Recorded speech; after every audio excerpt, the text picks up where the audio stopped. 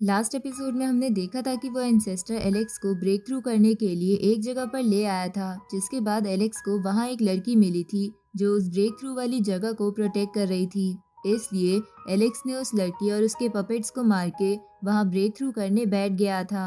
जहाँ एलेक्स के break through करने के बाद वहाँ एक पोर्टल ओपन हुआ था, जिसके अंदर एलेक्स चला गया था।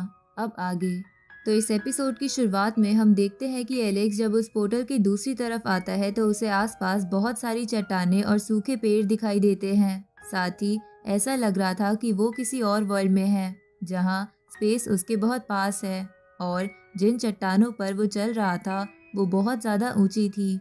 साथ ही हाइट पर होने की वजह से वहाँ आसपास बहुत ज़्यादा फॉग था। अब एलेक्स जब चल ही रहा था तभी बोलने वाला पत्थर कहता है कि ये जगह बहुत ही शांत है, पर इसकी वजह से मुझे बहुत ज़्यादा डर लग रहा है।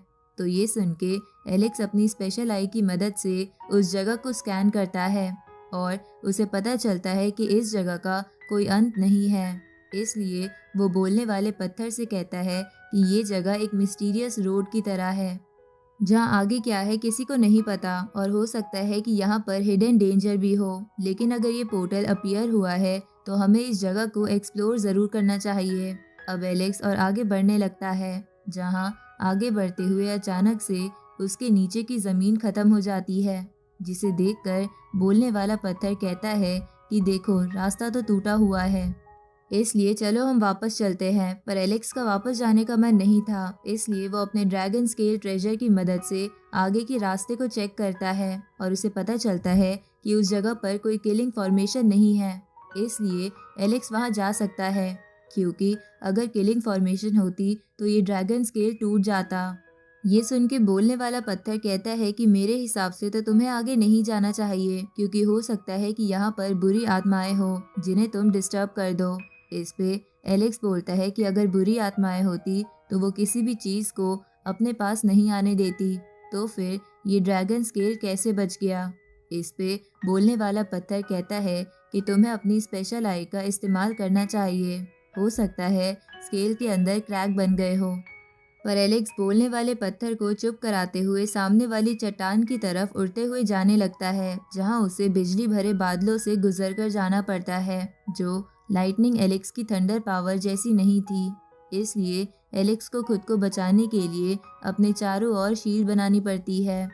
लेकिन फिर भी उसे बहुत ज़्यादा प्रॉब्लम हो रही थी, तो एलेक्स मन में बोलता है कि ये रास्ता किसी टेस्ट से कम नहीं है। पता नहीं मैं जिन्हें जानता हूँ उनमें से कौन कौन ये रास्ता पार कर पाता। अब एलेक्स सामने वाली चट्टान पर लाइटनिंग से बचता हुआ पहुंच जाता है, जहाँ बोलने वाला पत्थर कहता है कि मेरा तो सर चकरा ही गया। इस पे एलेक्स कहता है कि हर प्रॉब्लम का कोई ना कोई सॉल्यूशन ज़रूर होता है। अगर मैं तुम्हारे कहने पर वापस चले जाता तो यहाँ तक नहीं पहुँच पाता। इस पे बोलने वाला पत्थर कहता है कि तुम कभी भी मेरी एडवाइस नहीं सुनते, कहीं ऐसा ना हो कि फ्यूचर में तुम्हारे लिए ये मुसीबत बन जाए। पर एलेक्स बोलने वाले पत्थर को इग्नोर कर देता है और आगे बढ़ने लगता है, जहाँ थोड़ा आगे चलने पर उन सबको एक साइन दिखाई देता है जिस पे इमोर्टैलिटी रोड लिखा हुआ था। साथ ही उस पे लिखा था कि आगे जाने पर जान को खतरा हो सकता है। पर एलेक्स को लगता है कि वो बस एक मजाक है, लेकिन बोलने वाला पत्थर वो साइन पढ़कर थोड़ा डर गया था। इसलिए वो एलेक्स से कहता है कि तुम्हें मेरी बात मान के वापस चलना चाहिए, वरना तुम मुसीबत में पड़ सकते हो। तभी एलेक्स देखता है कि वो लोग चलते चलते एंड पर पहुंच गए हैं और उनके आगे कोई रास्ता नहीं है। इस पे बोलने वाला पत्थर कहता है कि मैंने तो पहले ही कहा था कि ये जगह खाली है और यहाँ कुछ भी नहीं है, इसलिए चलो वापस चलते हैं। उसी वक्त वहाँ अचानक से एलेक्स के चारों ओर दीवारें बनने लगती है, जहाँ जैसे ही वो दीवारें चारों तरफ फैल जाती है वो दीवारें तेजी से उनकी तरफ आने लगती है, जिसे देखकर बोलने वाला पत्थर और म्यू बहुत ज़्यादा घबरा जाते हैं। जहाँ बोलने वाला पत्थर कहता है कि उस बोर्ड पर सही लिखा था कि यहाँ जान को खतरा है, लगता है आज हमारा यहाँ पापड़ बनने वाला है। इस पे एलेक्स बोलता है कि तुम डरना बंद करो और मुझ पे विश्वास रखो। अब ये बोल के एलेक्स सामने वाली दीवार पर अपनी थंडर एनर्जी से अटैक करता है, जहाँ उसके ऐसा करते ही वो सामने वाली दीवार पर कुछ लिखा आ जाता है। साथ ही वो सभी दीवारें भी अपनी जगह रुक जाती है। तो एलेक्स उस लिखे हुए सेंटेंस को पढ़ते हुए बोलता है कि इस पे तो लिखा है कि इमोर्टैलिटी पाने के लिए सारी मोह माया छोड़ दो। ये सुनकर बोलने वाला पत्थर कहता है कि तुमने कब से एंशिएंट लैंग्वेज सीख ली। इस पे एलेक्स कहता है कि मैंने तो कभी भी एंशिएंट लैंग्वेज नहीं सीखी, पर जब मैंने उस सेंटेंस को देखा तो पता नहीं कैसे मैं अपने आप ही उसका मतलब समझ गया। साथ ही मुझे लगता है कि अगर हमें यहाँ से बाहर निकलना है तो इन दीवारों को तोड़ना होगा। ये सुन के बोलने वाला पत्थर खुश हो जाता है और उसे लगता है कि अब वो बाहर निकल पाएंगे, इसलिए वो खुद ही उन दीवारों को तोड़ने की कोशिश करता है। लेकिन उसके ऐसा करने से कुछ नहीं होता।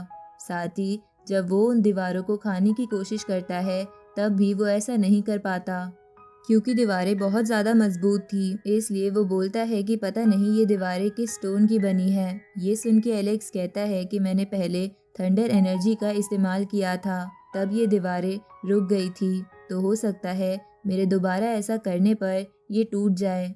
अब एलेक्स फिर से अपनी थंडर एनर्जी इकट्ठा करके एक दीवार पर अटैक करता है, पर ऐसा करने से वो दीवार तो नहीं टूटती, पर वो पीछे हो जाती है। साथ ही वहाँ आसपास धूल उड़ने लगती है, जहाँ धूल के हटने के बाद वो दोनों देखते हैं कि वहाँ एक कल्टीवेटर बैठा है, जिसे देखकर बोलने वाला पत्थर डर जाता है और उसे लगता है कि वो घोस्ट है। पर एलेक्स उससे कहता है कि तुम्हें डरना बंद करना होगा, वो बस एक कल्टीवेटर है, कोई घोस्ट नहीं। अब एलेक्स उस कल्टीवेटर के पास जाते हुए बोलता है कि जैसे ही वो दीवारें पीछे हुई ये कल्टीवेटर वहां आ गया। लगता है इन दीवारों में एक स्पेस है जिनमें कई चीजें छुपी हुई है। अब एलेक्स फिर से अपनी वेल टेक्निक से उस दीवार पर अटैक करता है, जहां अब की बार वो दीवारें काफी ज्यादा पीछे हो जाती है, जिसे देखकर एलेक्स बोलता है कि मुझे पता था कि यहाँ और भी कल्टीवेटर्स होंगे। तभी बोलने वाला पत्थर उन कल्टीवेटर्स को जाकर देखने लगता है, जहां उन्हें देखते हुए वो कहता है कि इनके कपड़े देखकर लग रहा है कि ये हमारे वर्ल्ड से नहीं है। तो एलेक्स भी उन कल्टीवेटर्स को पास जाके देखने लगता है और कहता है कि ये सब बस डेड बॉडीज हैं, इनके अंदर कोई सोल नहीं है। इस पे बोलने वाला पत्थर कहता है कि मुझे लगता है कि इनकी सोल इनकी बॉडी से निकल गई है ताकि वो इमोर्टैलिटी हासिल कर सके।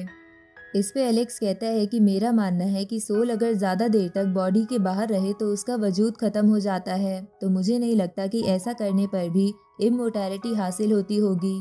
अब एलेक्स को लग रहा था कि यहाँ ज़्यादा देर रहने पर खतरा हो सकता है, इसलिए एलेक्स उस वॉल पर पंच करता है, जिसके कारण उस वॉल में एक क्रैक बन जाता है और वो क्रैक एलेक्स की एनर्जी और उसकी सोल खींचने लगता है, जहाँ एलेक्स की सोल उसकी बॉडी के बाहर आ रही थी।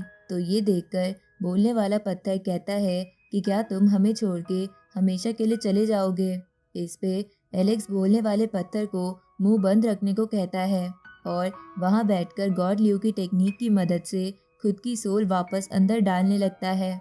लेकिन तभी अचानक से उस क्रैक से आने वाली पावर बढ़ जाती है और एलेक्स की सोल फिर से बाहर आ जाती है।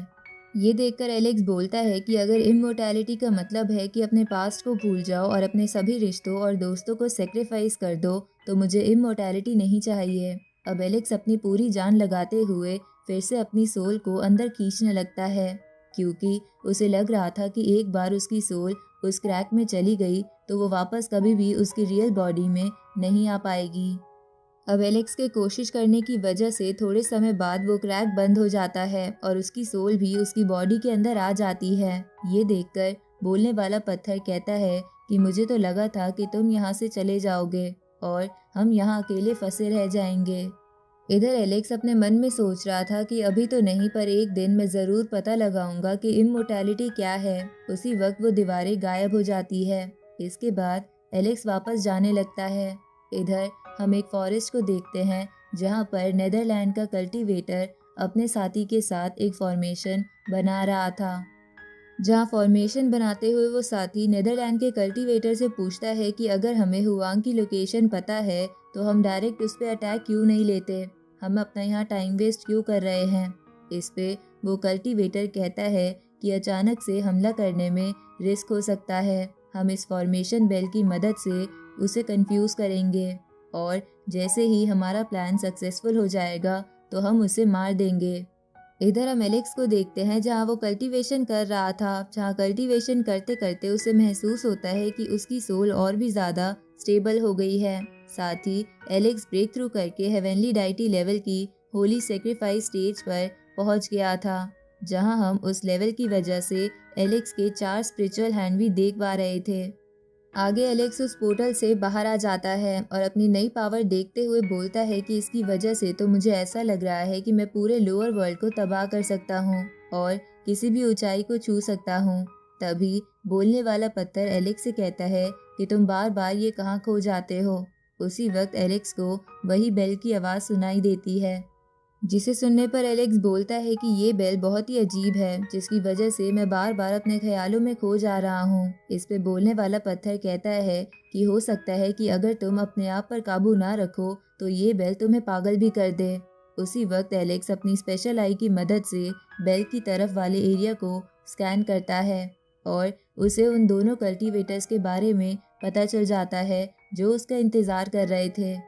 इसलिए वो बोलता है कि अब वो लोग मुझसे मिलना ही चाहते हैं तो चलो उनसे मिल के आते हैं। अब एलेक्स उनकी तरफ जाने लगता है, जहाँ वो उस जगह पहुंचकर डायरेक्ट उस बेल पर खड़ा हो जाता है और उन दोनों लोगों से कहता है कि तुम ही लोग मुझे बार बार परेशान कर रहे हो।